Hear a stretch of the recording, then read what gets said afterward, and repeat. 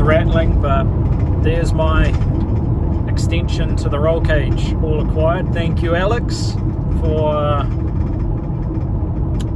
having somewhere for me to get it sent to that wasn't going to cost an arm and a leg to get delivered.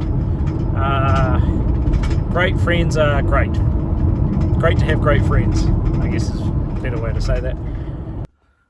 Alright, plan for this morning is I'm going to do a bit of a clean up in here, and then we're going to jump into seeing if this spare steering rack I've got is actually okay. Disassembling, and we'll go through the rebuild kit that I've got for it as well. I think my main thing for this is just to ensure that the shaft inside it isn't bent. So many of them are like, because they've just been used, absolutely abused, the shaft bends, and so then it never really seals on the end. That car's one does leak and is due for a rebuild as well. Doesn't leak too bad, but you know, it's, what's it done? 15, 16, 17 years of me driving it, plus whoever else had it beforehand. So these things just wear out. So I've got one here. There is actually one in the car already, but again, unknown. So if this one ends up being bent, fingers crossed the other one is okay. So clean up here, grab the rack on the bench, let's get into it.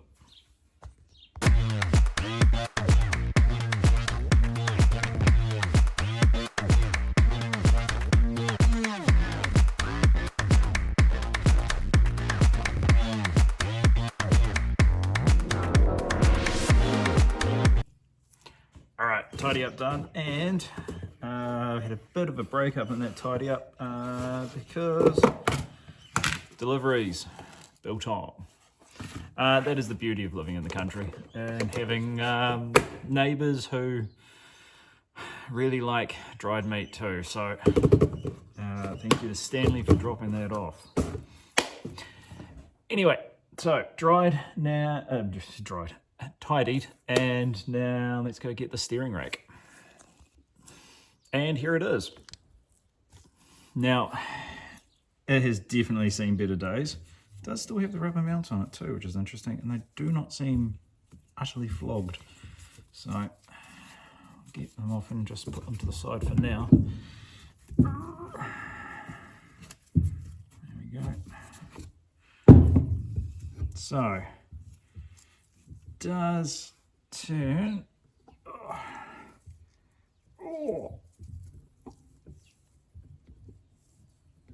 Doesn't feel too bad. And now I guess we crack into pulling it apart. But I guess first of all, I think a good thing to do with something like this, give it a clean. You've got plenty of brake clean around here and degreaser, so let's give it a squirt.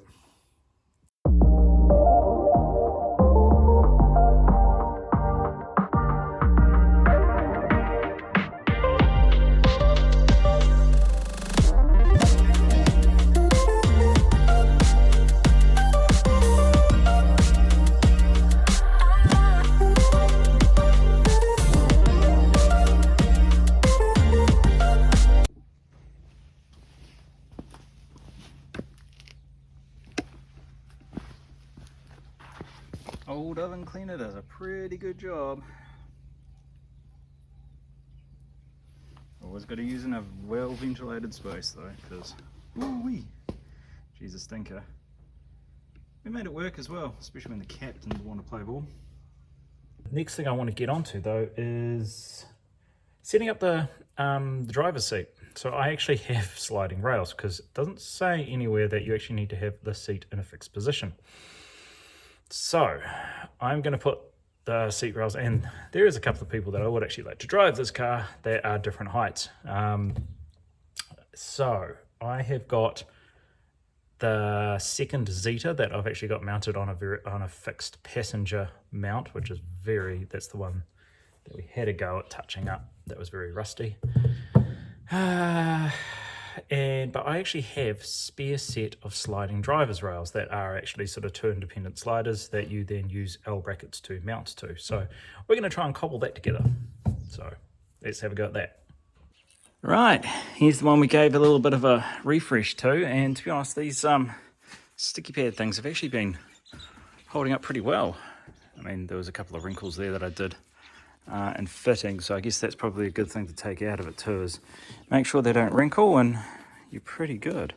It's actually weathered pretty well here in the shed. Yeah. Now we remember this being very, very rusty. As you can see, I've actually gone through and yeah, done a bit of, tried to do like a wrinkle black, I think it was, and ended up having to swap to a couple of different cans. So, it's fixed in position, it's like 5mm steel, it's so solid, but that's for a passenger. So we're going to try and use these jobbies. They're not ideal, but they can at least get us going for moving the car around and back and forth and such. So they have, yeah, they're a super low seat for a Sylvia. Picked them up because they're dirt cheap in Japan. Shout out to Jordan Tweedy for sorting those out for me. And I got them at the same time as we got the super low bride rail sliders for that one, the really nice set. So I'm going to unbolt that. I do have, yeah, this pair of L brackets here on the front, but I'm going to have to find the other ones. And I don't know whether they're in there or wherever they are. We'll find them.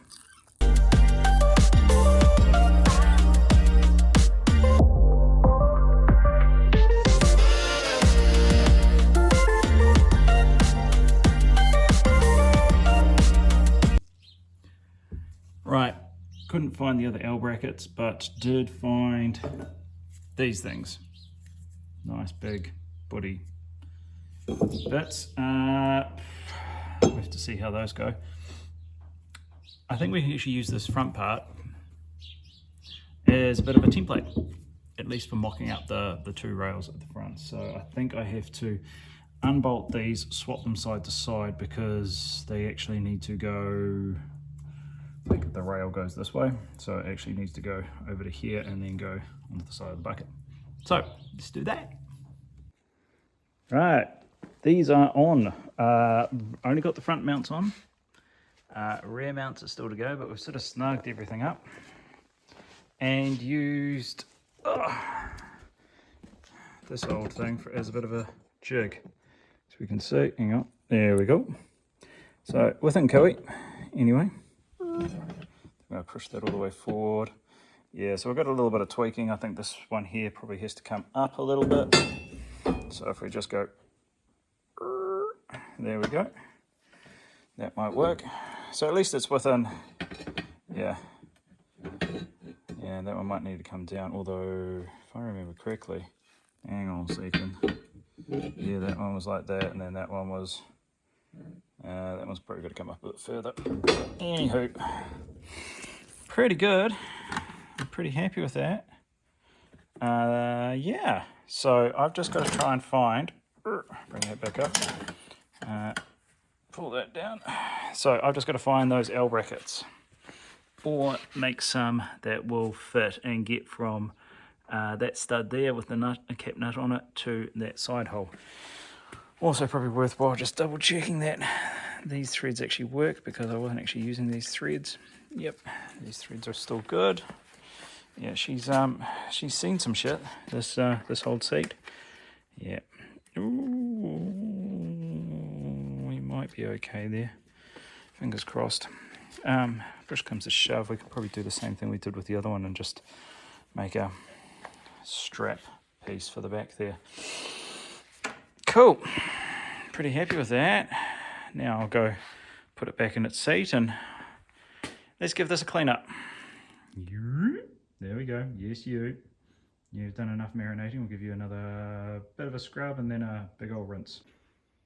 So that's actually come up pretty good. The old, what is it? Oven cleaner works really well with lifting off old grime and stuff, but you just have to be careful with it. Good old rinse afterwards. Right, let's crack into it.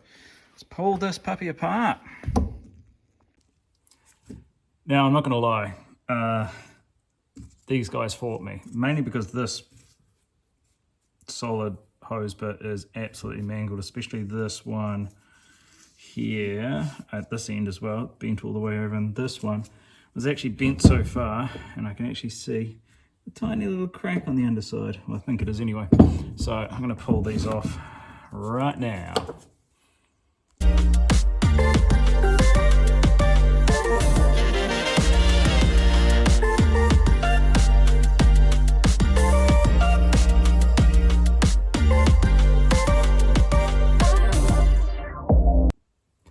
Now, we're going to come to this interesting point here where I don't have a 10mm Torx, and I believe I'm going to have to get that off at some point. So, we're going to have to make do a bit. Yeah, these lines are pretty how you going. There's a little bit of juice left in them still, but yeah, this one here, oh, it's a bit really hard to tell whether that was actually just a mark or what, but yeah, it's very hard to tell.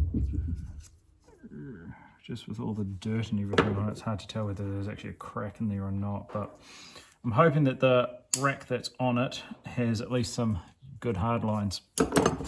So let's set those off to the side. This is the rebuild kit, one of these. So should be all good. I've got all the seals and everything inside it. Now I've got to take that off, and I've got to crack the big nut at the end there too. That's going to be interesting. So again, I'm probably not going to show the butchery that I'm going to have to do to get these three off. I did have a look, and I've got like a 5/16 Torx, but I do not have a 10, sadly, and yeah, it just, I think, just spins. Yeah, sadly. Anyway, all right, checking in a bit. Well, that kind of went as expected, but it's off. Yeah, we took a little bit off there, but no biggie. So we just need a new bolt for that one, and to be honest, I'll probably replace all three with some proper bolts. Anyway, I'm going to have to call it for today. I've run out of time, so I'm going to jump back into this maybe tomorrow, maybe next week. Anyway, see you later. Hello, another day. I found the L-black brackets. So these are very similar to the front ones, but they don't have a lot of adjustability. They've got adjustability sort of in and out, but as you can see, we've got that. Now, I do have some adjustability to slide it back and forth, so I'm going to try and get it close, and because I don't really want to start hacking through, what is it, 4 or 5mm steel to try and overlise holes or anything like that. So we'll give it a go. The temptation is to go pull the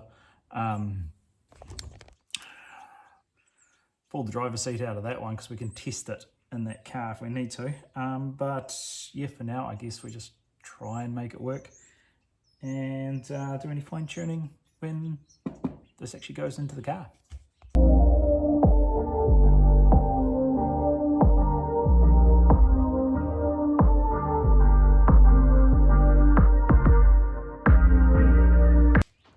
Sadly, it looks like we're going to have to overlise. So even with this at its rearmost position here, we are half a hole.